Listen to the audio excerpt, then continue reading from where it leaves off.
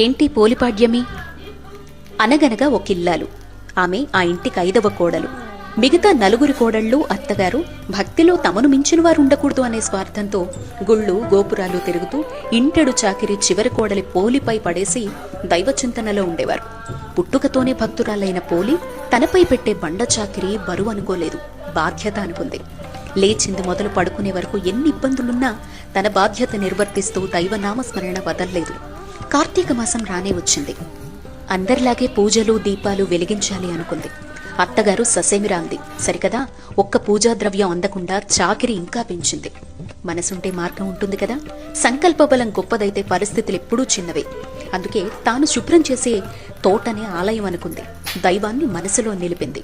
తోటలో అరటి చెట్టు నార వత్తిగా మారింది. అరటి ఆకే ప్రమిదైంది. నిత్యం చిలికే వెన్ననే ద్రవ్యంగా మార్చింది. దామోదరుణ్ణి మనసులో